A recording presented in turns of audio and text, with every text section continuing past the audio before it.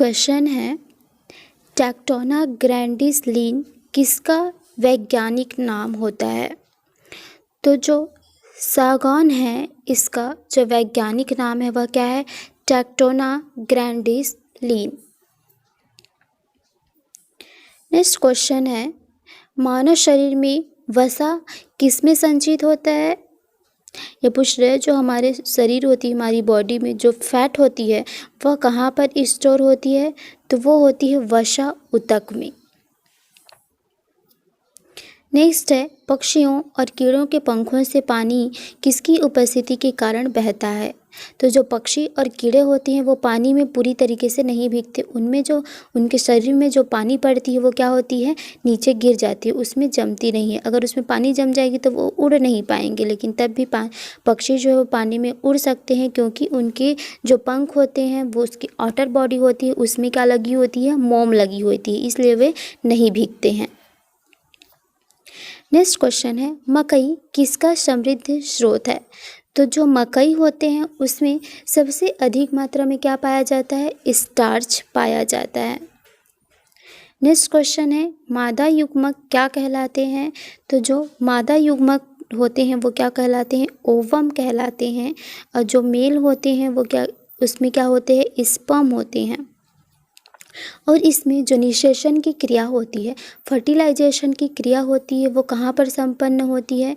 तो वो फीमेल की बॉडी में फैलोपियन ट्यूब होता है, वहाँ पर निषेचन की क्रिया या फर्टिलाइजेशन की क्रिया जो होती है वो संपन्न होती है। नेक्स्ट है, डैश विटामिन की कमी होने पर बच्चों के अंगों की हड्डियाँ मुड़ जाती है।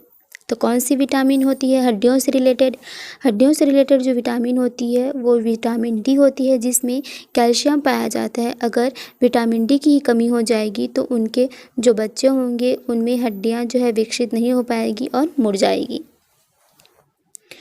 नेक्स्ट क्वेश्चन है, मानव शरीर में सबसे लंबी हड्डी कौन सी होती है? तो जो हमारी फीमर की हड्डी होती है, जो जांघ में पाई जाती है, वह सबसे लंबी हड्डी होती है। और सबसे छोटी हड्डी बोले तो हमारी जो कान में हड्डी होती है, हमारी कान में 3 हड्डी पाई जाती है, जिसको हम लोग ट्रिक से याद रख सकते हैं। एम से मैलियस, इनकस और स्टेपिस।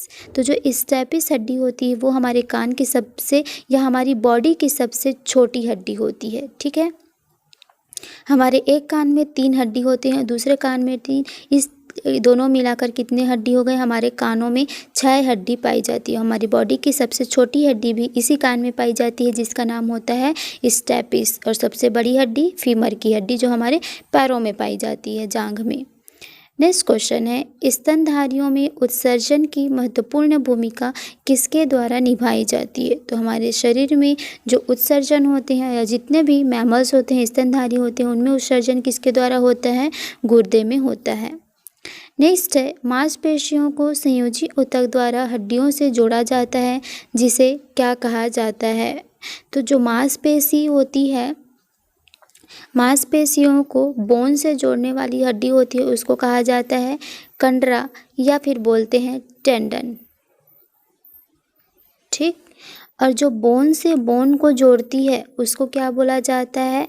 लिगामेंट कहा जाता है। ठीक, तो अभी हमको क्वेश्चन में क्या पूछा है? मांसपेशी को किससे जोड़ रहा है? हड्डी से, तो हम क्या लगाएंगे? कंडरा। और अगर हड्डी को हड्डी से जोड़ता है तो लिगामेंट। ठीक, नेक्स्ट क्वेश्चन है, एक पक्षी और एक कीट के पंख क्या होते हैं? अनुरूप होते हैं, क्योंकि जो पक्षी होते हैं उनके पंख भी उड़ने के काम आते हैं और एक कीट होते हैं उसके पंख भी उड़ने के काम आते हैं। तो अनुरूप अंग किसको बोला जाता है? जिनके कार्य सेम होते हैं उसको अनुरूप अंग बोला जाता है। और जो दिखने में समान होते हैं वो क्या कहलाते हैं? समरूप होते हैं। तो लेकिन जो एक पक्षी है उसकी जो पंख होती है और एक की कीट की पंख एक समान नहीं होती है, लेकिन इसके काम एक समान होते हैं, इसलिए इसके काम समान है तो हम लोग क्या लगाएंगे? अनुरूप अंग लगाएंगे।